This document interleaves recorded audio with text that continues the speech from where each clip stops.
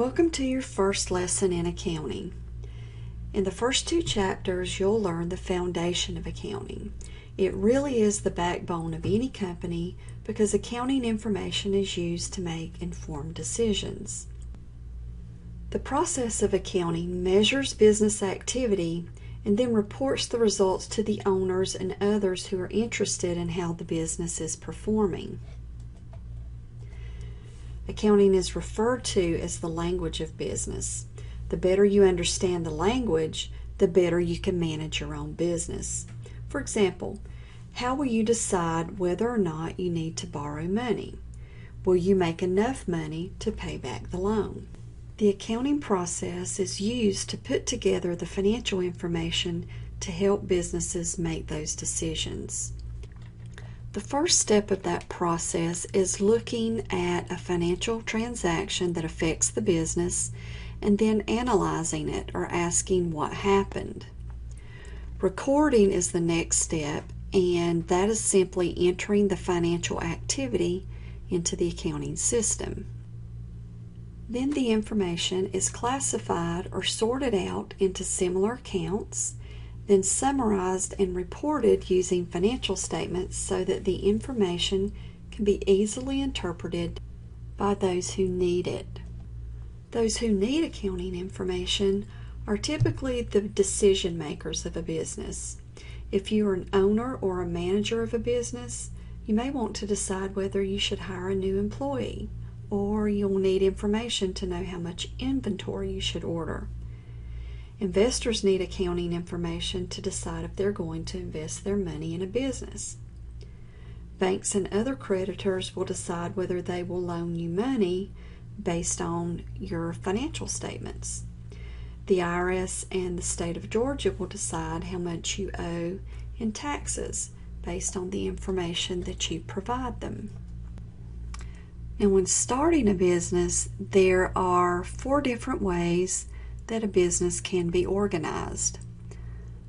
The first one is as a sole proprietorship. This is a business owned by only one person. This is pretty much the easiest way to form a business. You just gather up your assets and start your business. The second one is real similar to sole proprietorship. The difference is there's just more than one person getting together and starting the business. The third way is by forming as a corporation. A corporation is a business owned by its stockholders or shareholders. Unlike a proprietorship or a partnership, a corporation is a legal entity distinct from its owners. And that can be very important because if a proprietorship or a partnership cannot pay its debts, lenders can take the owner's personal assets to satisfy obligations. But if it's a corporation and goes bankrupt, then the lenders cannot take the personal assets of the stockholders, but only those of the corporation. Today, most proprietorships and partnerships are organized as LLCs or limited liability companies. They're similar to corporations in that the liability of the owners is limited, but they're much easier to organize and a lot less expensive. Now, there are typically 3 types of business operations. The first is a service business.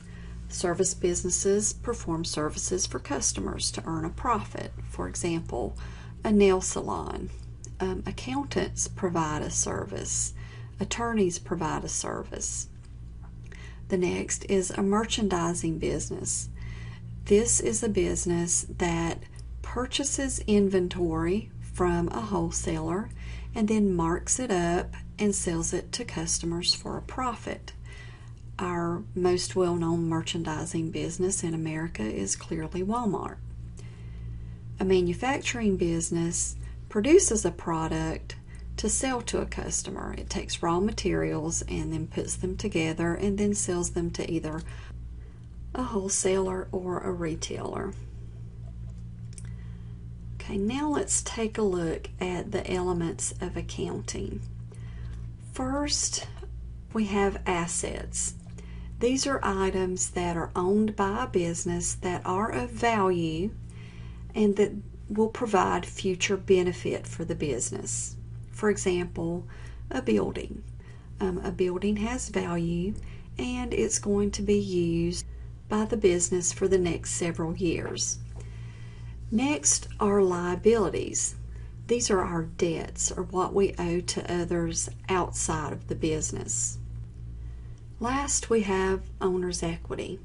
Owner's equity is the excess of assets over liabilities. For example, if we took the value of our assets and subtracted what we owed on those assets or our liabilities, the difference is going to be our owner's equity, or really what belongs to the owners.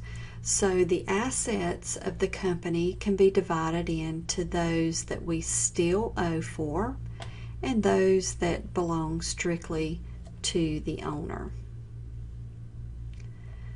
And we can take those elements and put them into the accounting equation. So assets must equal liabilities plus owner's equity. We use the accounting equation to ensure that all elements of a financial transaction have been entered into the accounting system. If it's in balance, we know that everything has been entered properly.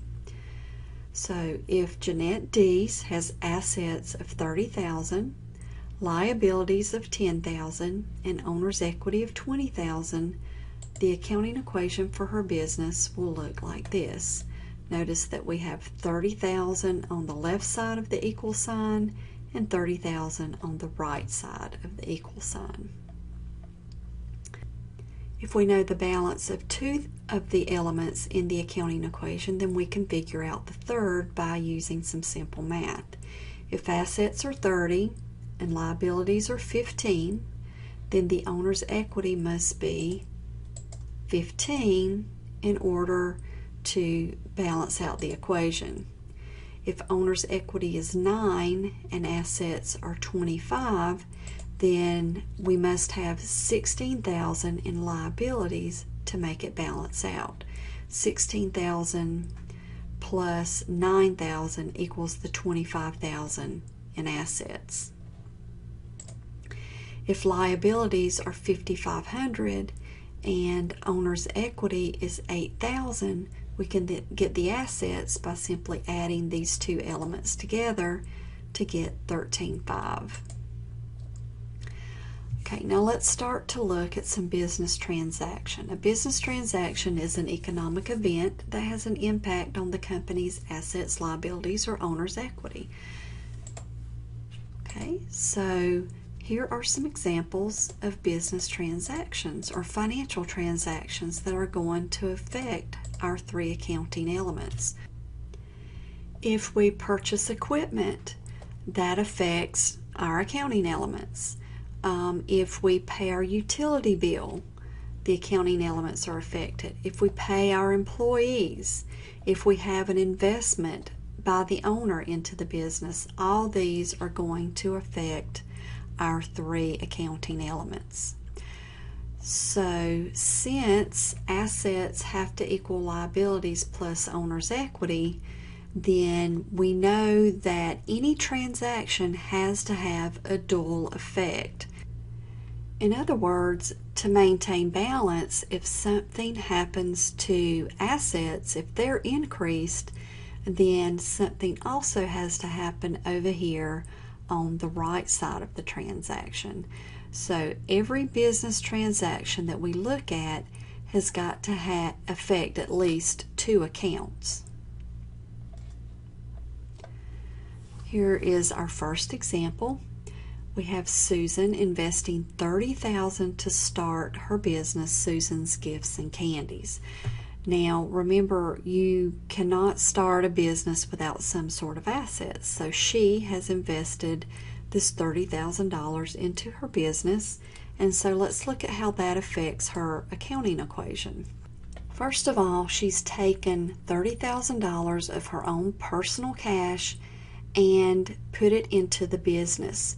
So now the business's cash has increased by $30,000. Since we have an increase over here on the left side in the assets, we also need some sort of increase over here on the right side. Since this is Susan's investment, this is going to go into Susan Gilbert Capital. Okay, so remember, you'll see this transaction many times. So any investment by the owner is going into the owner's capital account. Okay, now let's look at the next transaction. Susan has purchased equipment costing $1,200 and she's purchased it on account. That means that she's going to pay for it later. She has not paid for it. She's received the equipment and will pay for it later. Okay, so we have $1,200 in equipment. That's what we received. So our equipment account down here is going to increase by $1,200. Now, how did Susan pay for this? No one gave it to her, so there's two ways. She's either going to pay cash for it or she'll pay for it later. And the on account tells us that she'll pay for it later.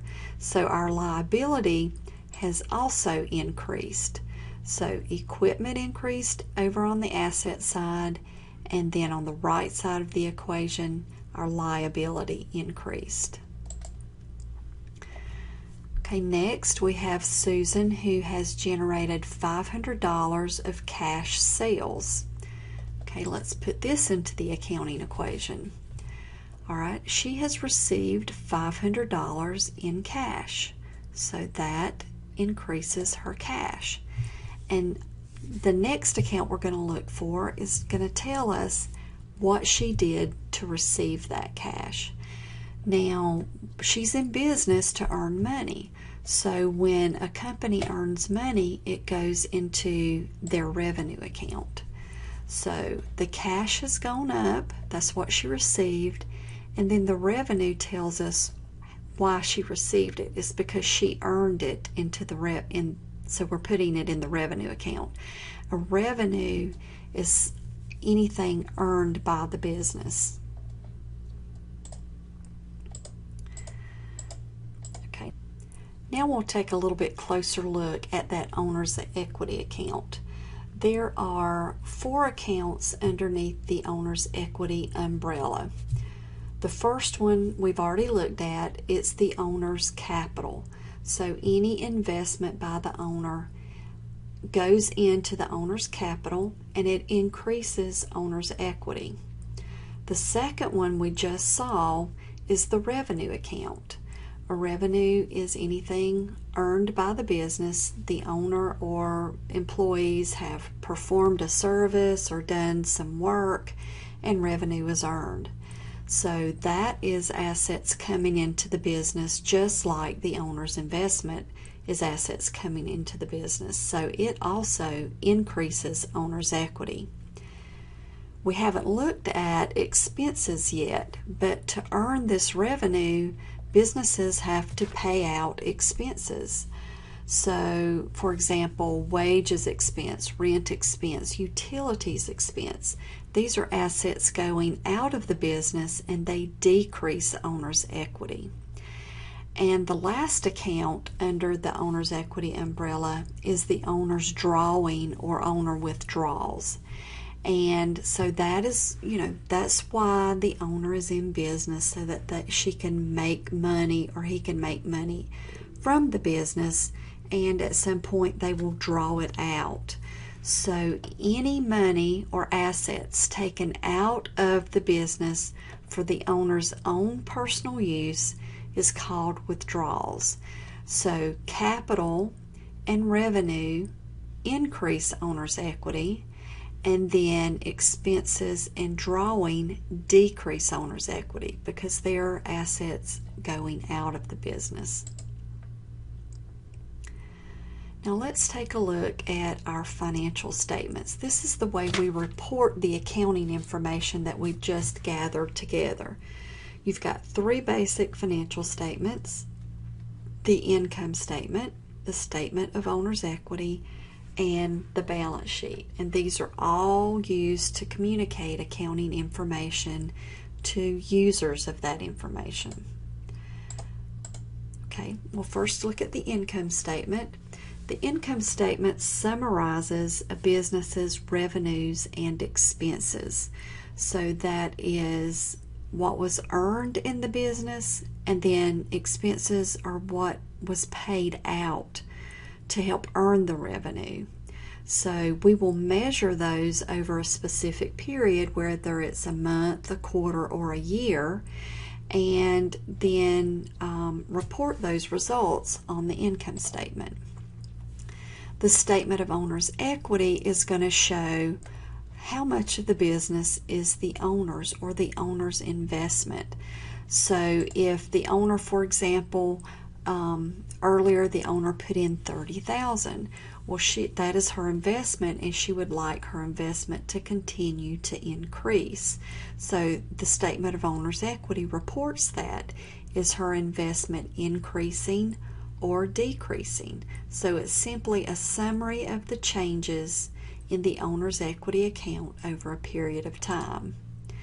And then the balance sheet is just a listing of the firm's assets, liabilities, and owner's equity. And if you remember, that is our accounting equation elements. So they have to equal, so the balance sheet must also equal. It must stay in balance.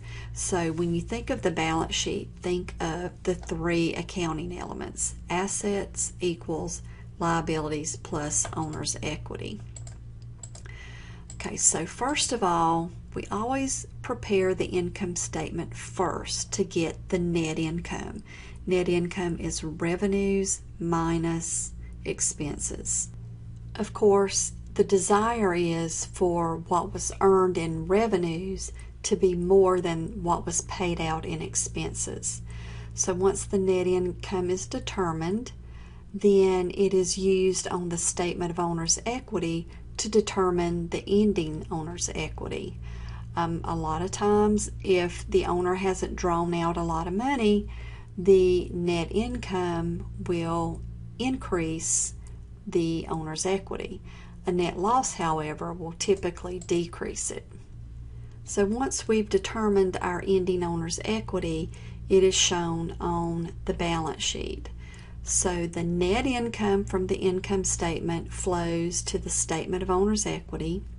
The ending owner's equity from the statement of owner's equity flows to the balance sheet. Okay, so here is a sample income statement. Notice the headings. We have the name of the company, income statement, and for the month ended, whatever month we're covering. So in this case, it's August 31st, 2021. It's the month, the last day of the month, and then the year. Both the income statement and the statement of owner's equity must be dated this way for the month ended, month, day, and year. Okay, so remember, we're covering two accounts or two account types on the income statement: the revenue account and our expenses. So we're going to report our revenue, and many companies have different types of revenue that they keep up with, but in our case, we're usually just going to have one type of revenue account. And the total revenue for the month is placed over in the right-hand column. Now we're going to enter our expenses. Here's our heading, and then the different expenses listed below. They are listed in the left-hand column and totaled in the right, so that we can subtract these two numbers without any interference between them to come up with our net income. So our expenses equal 1,000, so 1,200 less 1,000 will give the company net income of $200. Now we're going to take our net income figure and use it in the statement of owner's equity. Notice that the heading is the same except for the name of the statement. It's the name of the company, the statement name, and for the month ended August 31st, 2021. So we're going to start out with the beginning capital. So Tim started with $10,000 in his capital account. Now we're going to list the changes below it. He added to his owner's equity $200 from his net income. So we'll put the 200 in the left-hand column, and he did not draw out anything. If he had drawn out $50, then we would have a decrease in owner's equity of $50. So it would have gone up by 200 and then decreased by 50.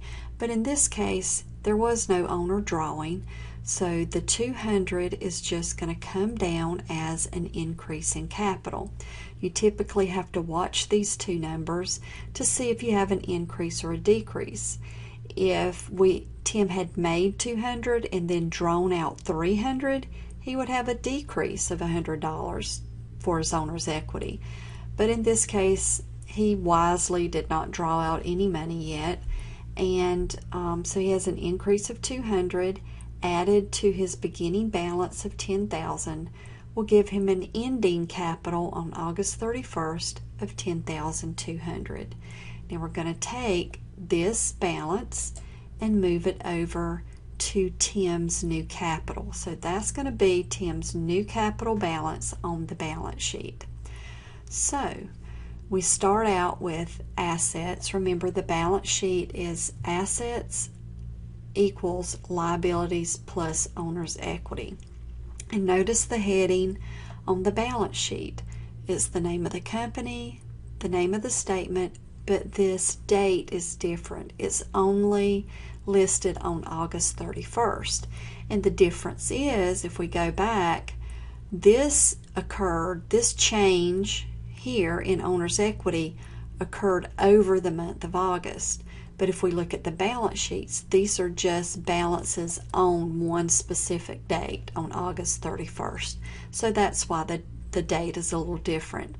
So we'll put in our asset heading, list our three assets here in the left-hand column, and total in the right. So maybe you're getting the idea now that if you have more than one type of something, you list it in the left and total it on the right.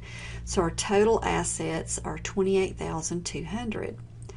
Our liabilities are $18,000. And then Tim's capital from his statement of owner's equity is $10,002. So if the liabilities plus the owner's equity equal $28,200, making our balance sheet in balance so we know that it's correct. So from chapters 1 and 2, what I need you to focus on primarily is analyzing your transactions and putting them into the proper accounts. This is going to be your foundation for the remainder of the chapters. We will practice that some more in chapter 3 and chapter 4, but you really need to get good at analyzing your transactions.